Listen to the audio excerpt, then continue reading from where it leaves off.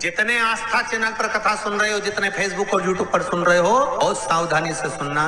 तो जिनकी यहाँ संपदा की कमी होती है, वैभव की कमी होती है, लक्ष्मी की कमी होती है, प्रतिष्ठा की कमी होती है, धन की कमी होती है, उसके लिए मंगलवार को अगर शिव जी के मंदिर में, शंकर के मंदिर में जाकर एक लोटा पानी चढ़ाया जाता है तो हमारे कार्य में उन्नति होती है। लिखा है कार्तिक के महीने में 10वीं तिथि को कार्तिक खंड वर्णन करता है, या स्कंद पुराण का कार्तिक खंड को उठा लीजिए, वो वर्णन करता है 24 तरह के दिए होते हैं।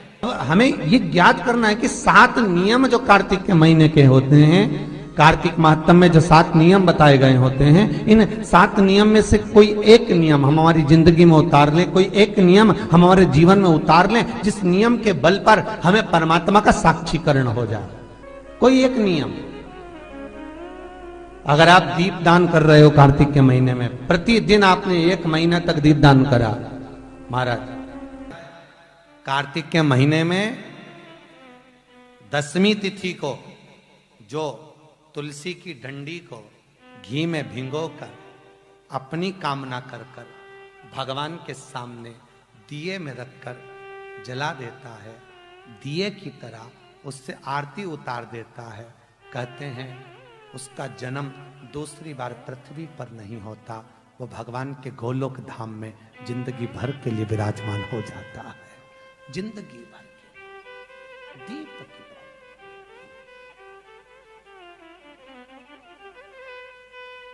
विष्णु पुराण किस किसने सुनी है? हाथ उठा।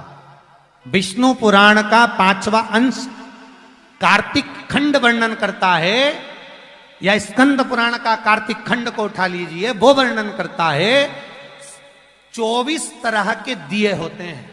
कितने तरह के? 24 तरह के दीप होते हैं। उस दीप में सर्वाधिक श्रेष्ठ दीप होता है तुलसी दल का, तुलसी की डंडी से जो प्रकट किया गया। बत्तियों का भी क्रम है, एक लंबी बत्ती होती है, एक गोल बत्ती होती है। होती कि नहीं होती? लंबी और गोल। ये वाला स्पीकर बंद है, बार बार बंद हो रहा, बार बार चालू हो रहा, उसको देखिए जरा। बत्ती एक गोल होती है, एक लंबी होती है। गोल बत्ती और लंबी बत्ती में अंतर होता है, बहुत जमीन आसमान का अंतर है, बहुत ध्यान देना इसका। गोल बत्ती किस किस देवी देवता पे लगती है और लंबी बत्ती किस किस देवी देवता पे लगती है, तो स्कंद पुराण और विष्णु पुराण दोनों कहती है जो लंबी बत्ती होती है वो पितरों की जगह पर, पूर्वजों की जगह पर, पूर्वजों की जगह पर, बड़ के पेड़ के नीचे, पीपल के पेड़ के नीचे लंबी बत्ती का प्रमाण है। किसी देवी के स्थान पर, जो देवी की पूजन करते हैं, जगदम्बा की पूजन करते हो, पार्वती की करते हो, लक्ष्मी की करते हो, कुल देवी का स्मरण करते हो, लंबी बत्ती का प्रमाण। और जो गोल बत्ती होती है वो गोल बत्ती का प्रमाण किसी हनुमान मंदिर, राम मंदिर, शिव मंदिर, जितने देवताओं के मंदिर हैं वहां पर गोल बत्ती का प्रमाण।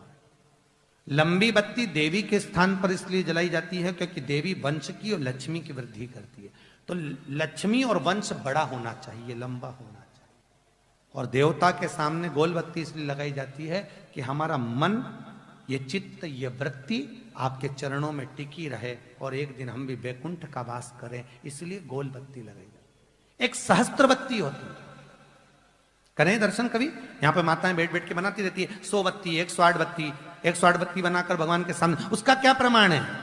कौन से पुराण में लिखा है कि 108 और सहस्त्रावली बत्ती लगाई जाए? तो स्कंद पुराण में कार्तिक खंड के अंदर स्पष्ट किया गया, सहस्त्रावली बत्ती, 108 लंबी बत्तियों का जो प्रमाण है, वो कहते हैं कि जिस व्यक्ति ने किसी तीर्थ को ना करा हो, पूरे तीर्थ नहीं गए हो, सारे तीर्थों का स्नान नहीं करा हो, किसी तीर्थ में दर्शन करने से वंचित रह गए हो, तो 108 बत्ती की एक बत्ती बनाकर किसी नारायण के मंदिर में, शिव मंदिर में, देवी के मंदिर नहीं, केवल देवता के मंदिर में अगर उसको घी में भिगोकर प्रज्वलित कर दिया जाता है तो सारे तीर्थों के दर्शन का फल उस जीव को प्राप्त हो जाता है।